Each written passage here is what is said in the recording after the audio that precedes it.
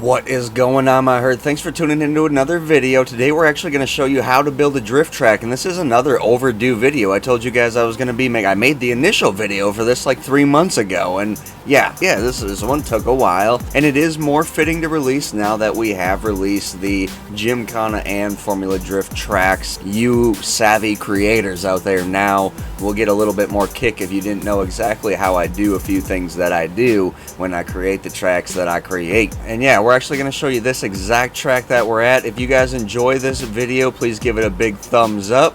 Subscribe if you have not subscribed. Enjoy this little lap in the Banshee 900R that I'm about to show you. And I hope you guys enjoyed the video. Thanks for watching.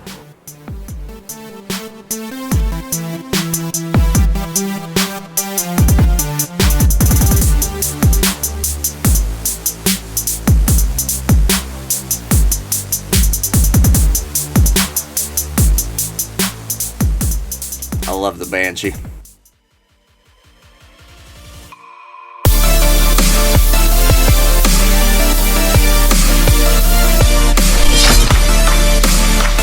Alright guys, so you are picking create a race, then you are picking stunt race. You can pick land race, but as soon as you use any type of stunt race product, being the track, the blocks, the ramps, anything along those lines, it automatically switches you over to a stunt race. The first thing is finding a place. Now, of course, all these cool roads, they're dirt roads, and that's a bit of an issue. And so all these windy roads that you think would make such great drift, just great drift places, they're all dirt. So that runs into basically you need to have a little bit of a creative aspect. You need to be able to kind of use your head a little bit. And if you can't just completely make one up out of nothing, and out of nothing I mean like just go in a square spot like this, then you need to find a route. For example, let's show you one of the other routes that we've used. So this track is the Kranzenberg South, and you'll be seeing this in the Drift DLC for Xbox One, Blacksheep TV. And basically this is very well set out. Now this is, of course, not the actual track, but this is the line. See how the line is very set out? Then I just put basically a line through here, made it the same distance width of that, and put an inside clipping point, and you just kind of turn around. So this was a perfect little layout. The thing is there's not a lot of layouts like that in GTA, as I soon found out after creating only a couple tracks. That's where the issues kind of started rolling. However, there are tracks to be made. There are things to be seen that haven't been seen yet, basically. And those are what we're searching for here on Blacksheep TV. And a lot of times this isn't the way to do it, guys. You don't just kind of do what I'm doing here and just hope you find a spot. You kind of are just driving around in free mode, and that's how I came across those good ones. You know, like right here, this is a really great drift line. Heck, we might even just build it here. I like to put it up to as close to 30 as I can get. Sometimes I can't get 30, but you find that out when you're placing your first checkpoint. You can't fit 30, you can't fit 30. We're going to do a point-to-point, I do believe. Time of day, noon. I like to have it clear just so it's consistent. Traffic obviously off. All this stuff. I disable the catch-up slipstream. I always turn that stuff off too. Don't mess with that, guys. It messes with the person behind you if you have that stuff on. Placing a trigger. Well, I just want to kind of roll this route here. Alright, now this is where it gets a little tricky, and we are at an incline, so I want to go as flat as I can get, which this looks pretty flat here. I'm going to go over to blocks, hitting the right button there, right bumper, whatever you want to call it, and I'm going to pick a lengthiest one I can get. Well, we don't want quite the lengthiest because it looks like we're going to need two of them. So basically what we're going to do is we're going to turn it gray or white, probably. It looks like white matches this wall here. We're going to go back up here, and we're going to go over to roll. What roll is going to do is it's going to allow us to pitch it on its side and create a wall. Now I'm going to go back over from roll to world heading, and I'm going to give us a little bit of a roll action here. Now you're going to get some of that action going on because you're at this angle, this pitch. So if you want to kind of manipulate it a little bit, change the size of your wall and just try to match it up as best as you can. That's all a person can do. Right there looks pretty good. And just like that. So now we got a nice wall there. We're going to come across, extend our wall. Actually, don't want my wall to go that far back, so I'm going to delete this. That's going to bring us back to our original state for this. So we got to go back over, unfortunately, to roll it back up over here, roll it up, make sure she's straight. See how it's really pitched there? There we go. And where I want my wall to be is right here. Oh, gotta go back over to world heading so you can go side to side there. Try to line it up with those notches down there on the road. This kind of gives you the best lineup of aligning everything, make it look nice and neat. I am going to go with a hard corner here, but I also am going to drop it down. We're going to drop this thing down to this size. Looks like I need a little bit more roll to straighten us out. And sometimes you'll notice after you roll and just keep rolling and keep going and keep messing with the world heading, sometimes it just gets off pitch and you have to just reset it. Right here, see? It just kind of gets off pitch. We're actually going to go pretty small around this corner, so we're going to go down here. And then we're just going to kind of creep along this side here. Alright, so this is a good example. But it's because we're not flat here. However, I don't really feel like we need the wall there, so we're going to continue on here. Go on down. I had to go up a size there, as you see. I have to go up one more size, it looks. Or you can go like this. If you don't want to go up a size, you can go to not pitch. You can go to... not roll either. Yaw. You can go to yaw. You can change the yaw on the object, like so, and then you can go back, change the yaw back to kind of flat. Go back to world heading, go back to your spot, go back over to yaw, just like so. That's if you want to do it that way. So you can get these objects, these things, to pretty much do what you want them to do. However, sometimes it's a little bit more difficult. So now all you can use to test in this dang thing, unfortunately, is stock vehicles. Now that just does not cut it for me. It just doesn't. So what I'm forced to do is clear out all these little red tabs. So there's a red tab here. So they want me to place, I'll just take a picture of the sky for them, since I'm not going to give you a picture of my unfinished product. That's kind of the way I think. This is where the amount of people you can allow in this thing is going to be dictated. It looks like our best area to start from. We're going to turn off the stunt grid layout here. Turn that off so then we can change this to kind of more of a squarish box, or a rectangle, if you will. Even if it does fit up here, it's not going to tell us because our trigger isn't far enough up here, so we're going to put our trigger right here. Oop, not our camera. We already took a picture of the sky for you. And we're going to see if we can turn this thing yellow anyway. It doesn't look like we're going to be able to, though. So now we'll move this up, see how many people we really can get in here. 24. That's not too bad. Okay, so we're going to put our first checkpoint right here. Now, you don't want to be placing a whole bunch of checkpoints. You just kind of want to put your next checkpoint in the direction that you're heading, which is kind of in this direction. Because you don't want a bunch of wrong way, wrong way, wrong way. It continuously tells you that, and it's extremely annoying. And I'll just take another photo of the sky. Now, if you ever see some of my completed jobs that have a photo of the sky, now you know why. I forget to change it after I do this. And now it's going to make us test it. So basically, we're not really testing it. What we're going to do is we're just going to drive through our checkpoints. We're spawning in on our weird spawn point. Now you also know why you're spawning in at very weird spawn points, because that's where pretty much the only way in the area that you can get 20 plus people, preferably 30, to spawn in on the map.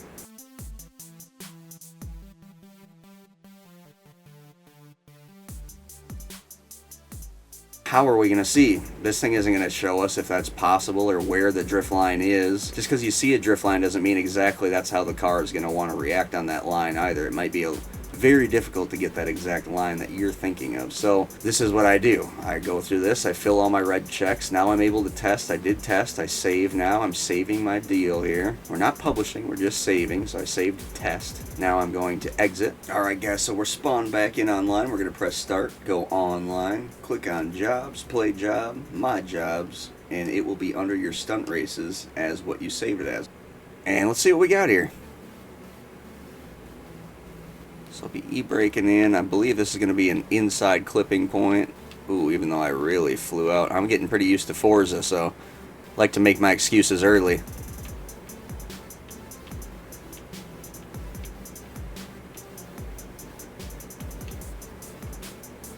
Alright, so it's one way and pretty much one way only. It's all inside clipping, and that's the really weird thing about this track. I don't have any track that's like that. Took me a while to figure this one out. This was a confusing one, especially trying to get it just right. But that will be the layout. So let's take one run at it. Already on 35 minutes of recording time. I'm gonna have an editing nightmare again.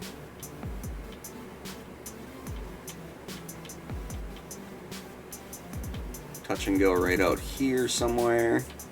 inside clipping point around the corner, another touch and go onto that right wall that I messed up, and out we go. Okay, and alright, so if you have not watched the How to Formula Drift video, please go do that. I will include another card in the top right or wherever it's appearing for you guys, and it will bring you to that. The reason for that is because that video explains what clipping points and touch and goes are, as well as what a chicane is and the general rules of what consists of Formula Drift if you don't understand those things yet. If you do understand those things, don't worry about it. Just stay here, that's all good. If you're just acting like you know what those things are and you really have no idea what a clipping point or a touch and go is, then you please, you're only hurting yourself. Go watch that video first, or return back to where you left off on this one. So to designate, I always use a red and white color scheme for my clipping point. And this is a big zone here. This is a really big zone. So we're actually gonna use a barrier for this one. We're gonna use our tires, and we're gonna flip them on its side, like so. Now the clipping point starts like right in this area where you have your bumper pretty sideways.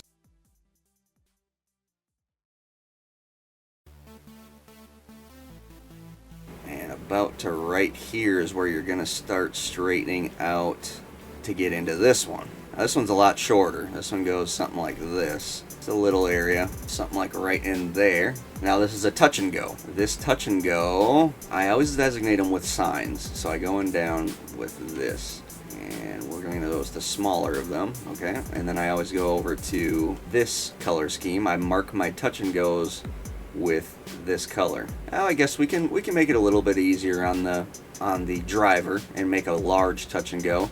Touch and go needs to be filled somewhere in the zone, but not the full zone. Clipping points need to be filled the entire zone, as discussed. We're gonna roll this thing. Oh, no we're not. If you mess up, just press back, go back in there. So if it's not roll, it's pitch. We're gonna pitch it. We're gonna pitch it at a little bit of an angle, just like that. And I actually don't like how this looks, so we're gonna do two small ones. We're gonna go over to world heading, like so. Like so.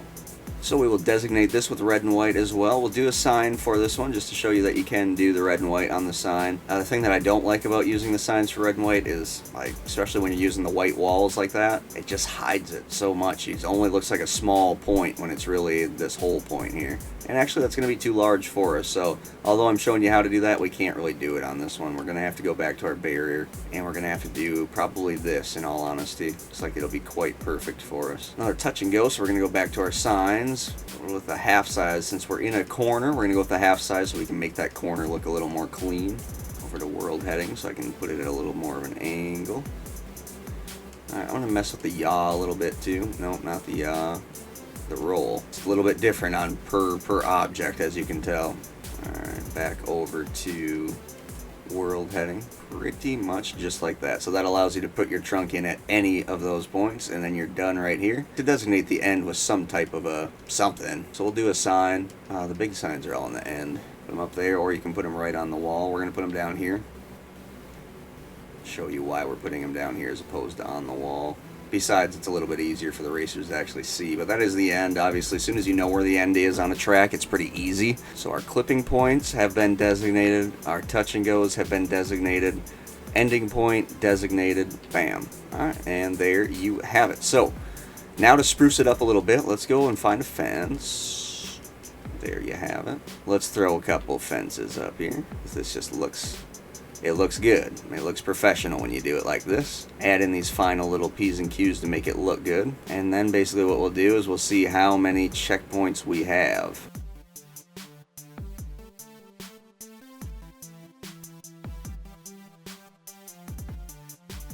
As I said, I would tell you guys why I didn't put those flags up on the wall, and this is why. I like to put the fencing on the wall. This makes it look much nicer, in my opinion. And there we have our fences placed. So, you still can kind of tell that we're just in the middle of a city, you know, although once you're down here on the track, it feels pretty good, I'm sure. Let's get down here. Come on. Come on. Come on. Come on now. There we go. Still see a little bit of houses. You can see the stop signs and whatnot. I mean, the stop signs, the parking lights, those aren't unfortunately going to be able to go anywhere. You're not going to be able to do anything with that. Unfortunately, there's just not a lot of change in that. However, you can start to mask up where you're at and kind of manipulate the map a little bit by doing some signage. Vapid. Going to the smaller ones that fit this area. Oh, sheep. Alright.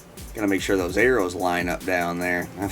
I about put some arrows in there that were backwards. Let's get some piss Vasa.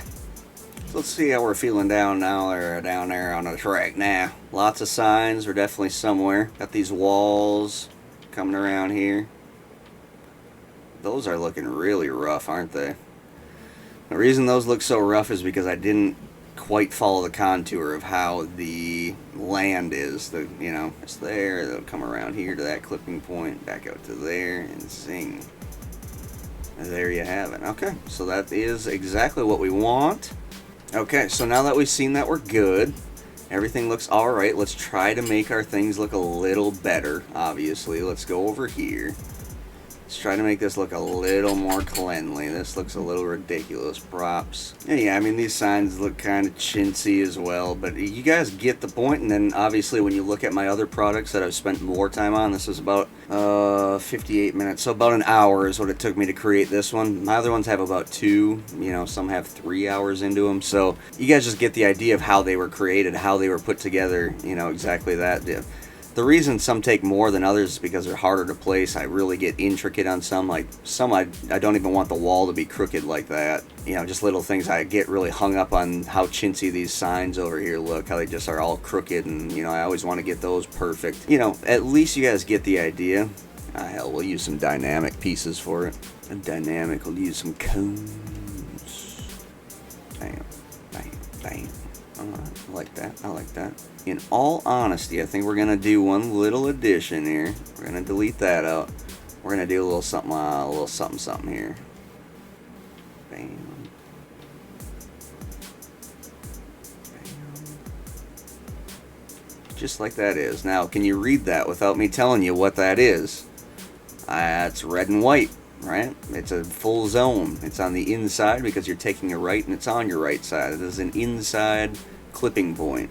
And I think that's actually going to sum it up for us. So to finish it off, let's go get a couple legit laps in on it. Of course, it's going to make us test. Now, before you test it, when you put all this time into it, save it. Because I have had it load up and test, and it goes, and just locks up, and I lose everything. Like, literally, hours of work I've lost from that shit. So, definitely save your progress. Bam. And you can publish it if you want others to be able to play it and download it. We're not really ready for that, so we're going to exit. It's going to tell us that anything we didn't save is going to be lost. We're alright with that because we just saved. If you didn't save, you might not be alright with that. Going right back into GTA Online, and we're going to load up our track, and hopefully she's good to go. We are stanced up first try. Alright, I am actually kind of pumped. I love new tracks. New tracks are a good time. First lap always kills me. I don't know what it is. It's a short track, but it's fun. It's tough. It's I can't lie. I mean, it's a tough one. You gotta be on your stuff for it. As soon as you do get that perfect line down, it's not nearly as bad.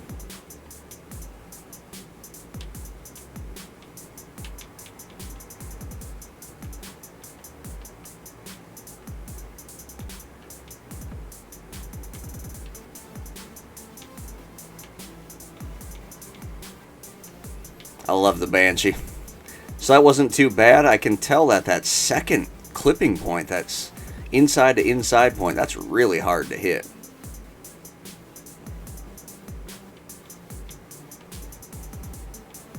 This one, the second one up here, it's really hard to hit. Honestly, what needs to happen with this clipping point is it needs to be brought out into the street about a foot to 2 feet, probably 2 feet.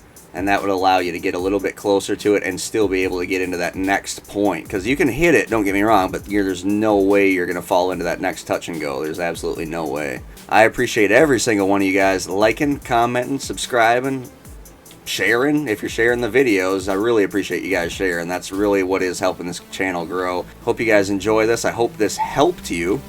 And as always, stay happy, stay positive, and we will definitely speak to you next time.